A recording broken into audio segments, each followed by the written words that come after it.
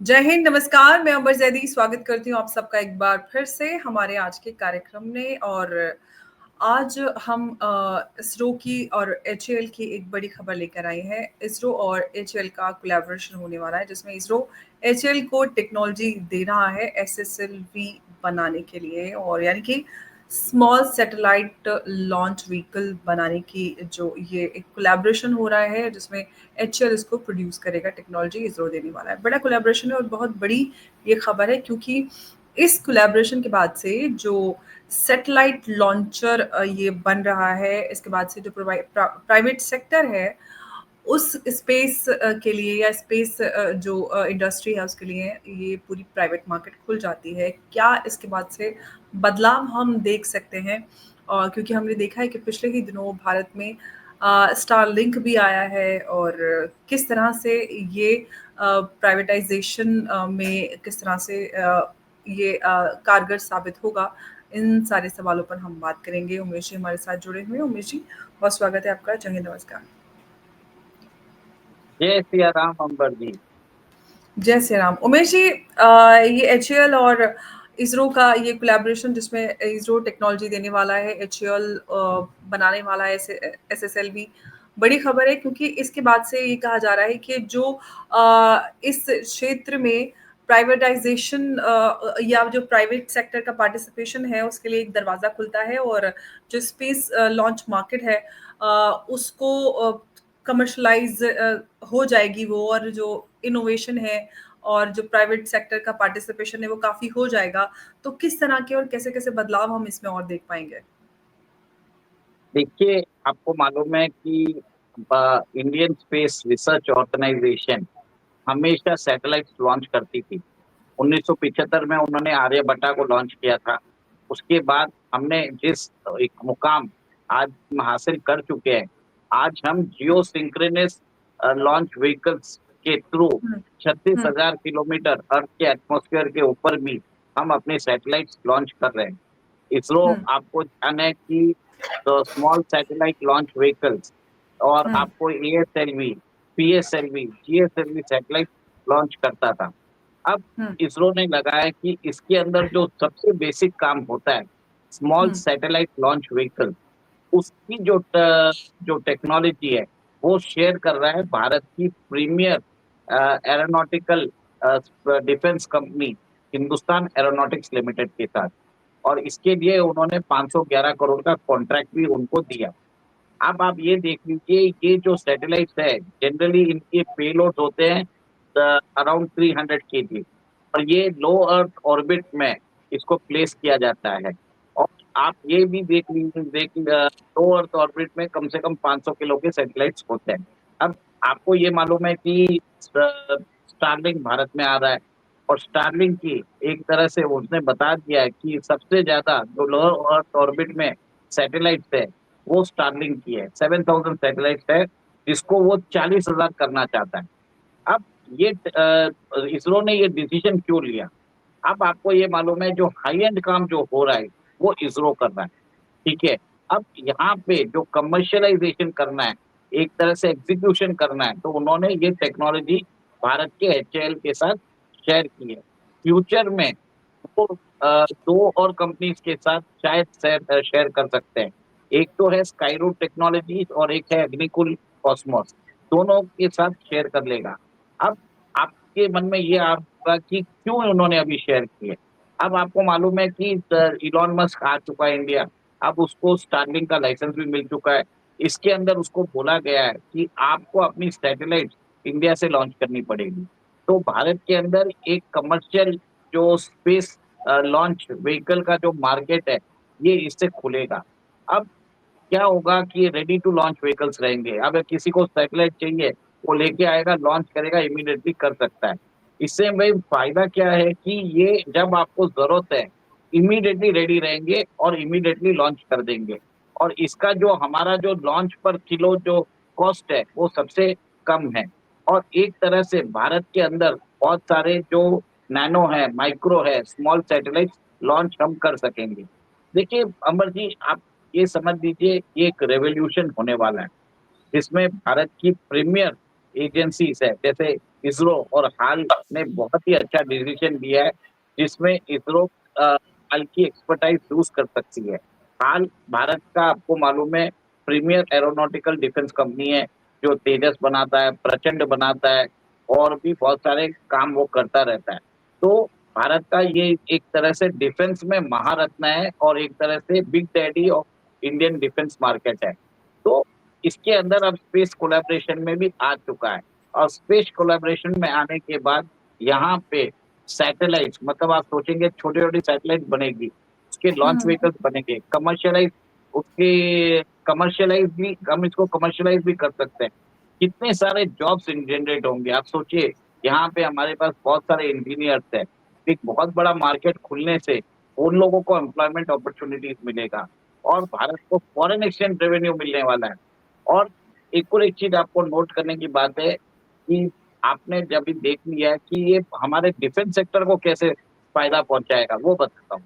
आपको मालूम है कि हाइपरसोनिक मिसाइल्स अभी बहुत यूज हो रही है इसराइल और ईरान के बीच में, और वो इसराइल उस हाइपरसोनिक मिसाइल्स को रोक नहीं पा रहा है। अब अगर हमारे पास मल्टीपल सैटेलाइट्स रहेगी स्पेस में, तो हम एक तरह से when ever it is being launch, हम उसको स्पेस से ट्रैक कर सकेंगे, और उस सैटेलाइट्स को हम एक तरह से उसके जो हीट सिग्नेचर्स है, हम स्पेस में ही हम एक तरह से उसको पकड़ सकेंगे।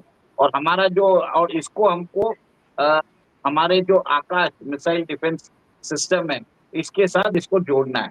तो बाकी अंदर जो है थ्रेट असेसमेंट जो करना है, न्यूट्रलाइज करना है, कौन सी मिसाइल से इंटरसेप्ट करना है, कर पाएगा।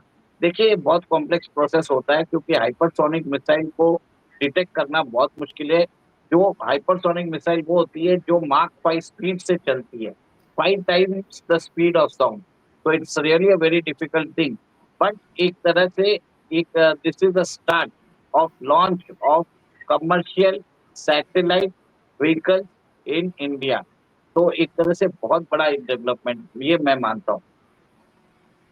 जी, बिल्कुल, बहुत बड़ा डेवलपमेंट है और इस पे जो ताज़ा-तरीन अपडेट ये आया है कि एचएएल यानी कि हिंदुस्तान एरोनॉटिक्स लिमिटेड और इसरो का ये जो कोलैबोरेशन है, उसके बाद से ही जिसमें एसएसएलवी टेक्नोलॉजी या इसका पूरा कहें, इस पूरे का एक्सेस एचएएल को इसरो दे रहा है, जिसके बाद से ही जो इंडियन स्पेस प्रोग्राम है, उसको ये काफ़ी बूस्ट देने वाला है और जैसे कि हमने स्टार्टिंग में बताया कि जो कमर्शलाइज़ेशन है या फिर इसका प्राइवेट सेक्टर पार्टिसिपेशन, इनोवेशन ये सारी चीज़ें इसमें ज़रूर बढ़ने वाली हैं।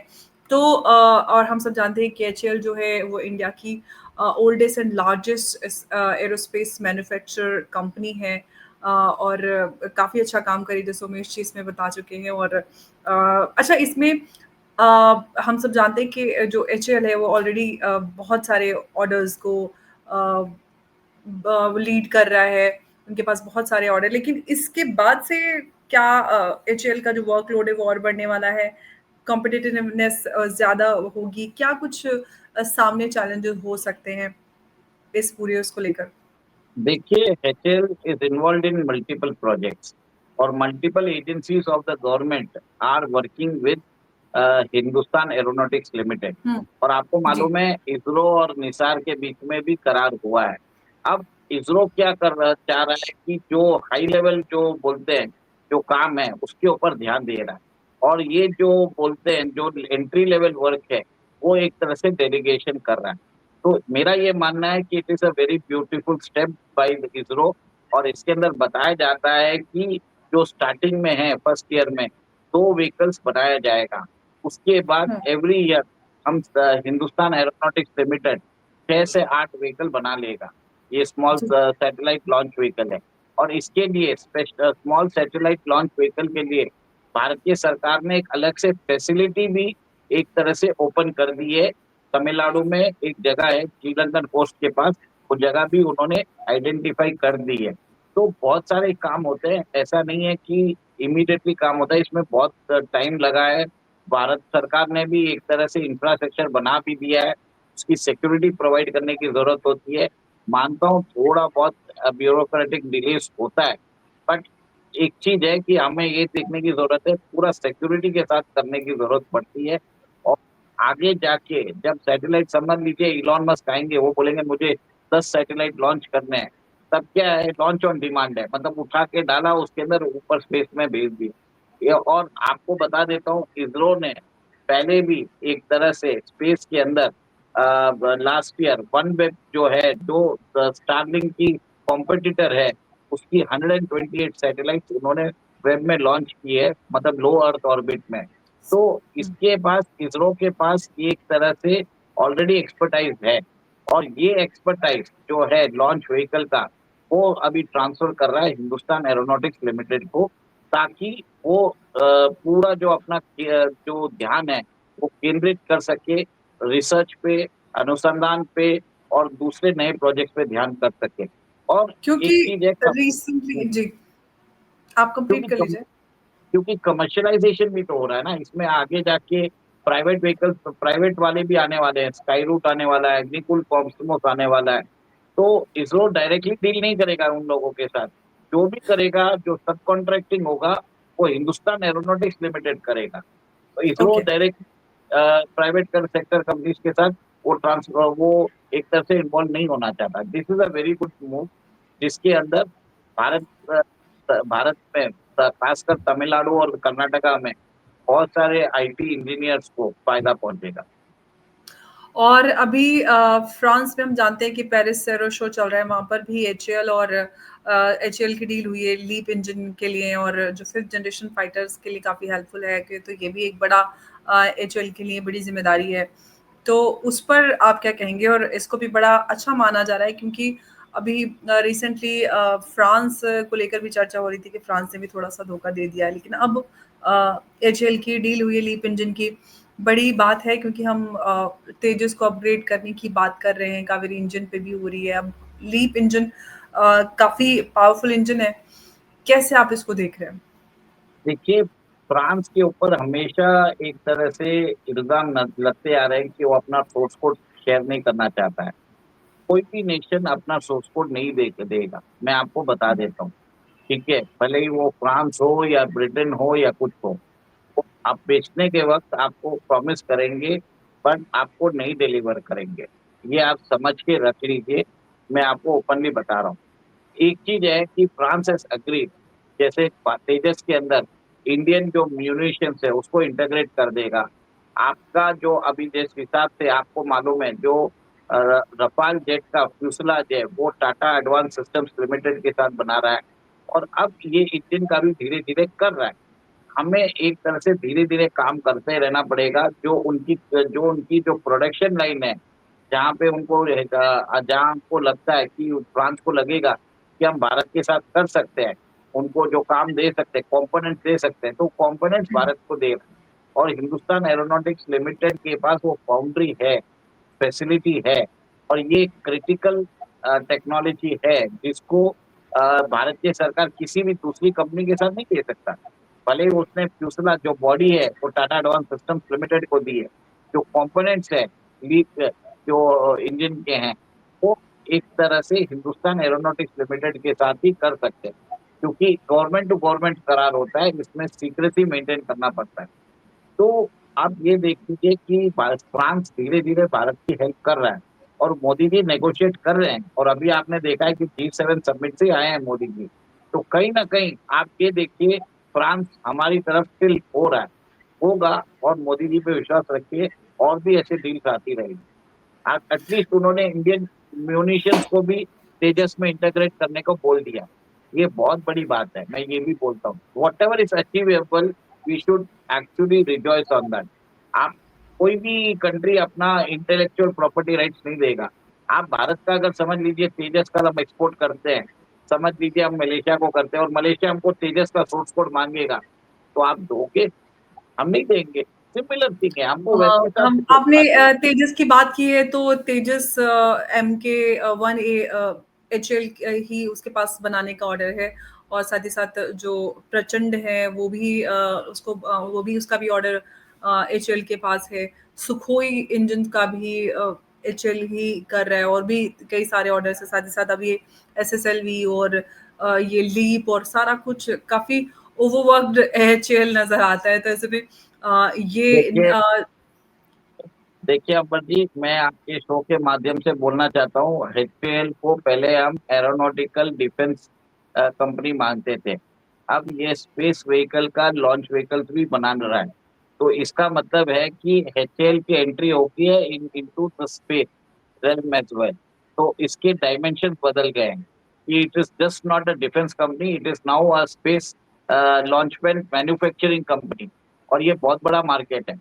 और आपको समझ जाना चाहिए, महारत्न है, स्टॉक मार्केट में लिस्टेड है, और उसके पी रेशियो भी कम है। मैं नहीं बोल रहा हूँ, आप फाइनेंशियल चेक कर लीजिए। लेना नहीं लेना लोगों के ऊपर रहता है। तो वो देख सकते हैं, अच्छा इन्वेस्टमेंट है, और भारत की ग्रोथ में इन्वेस्टमेंट कर रहे हो अगर आप इसके ऊपर भरोसा रख रहे हो। देखिए मीडिया रिपोर्ट्स आएगी जो एचएएल के बारे में बोलेगी कि ये काम नहीं करते, वो नहीं करते। पर जो भी है, जैसा भी है, इसको इम्प्रूव कर देंगे मोदी जी। अब ये मोदी जी के डायरेक्ट कंट्रोल में आ जाएगा, क्योंकि जो स्पेस डिपार्टमेंट है, इट इज वो डायरेक्टली आता है मोदी जी के कंट्रोल में। वो that portfolio is live with the prime minister.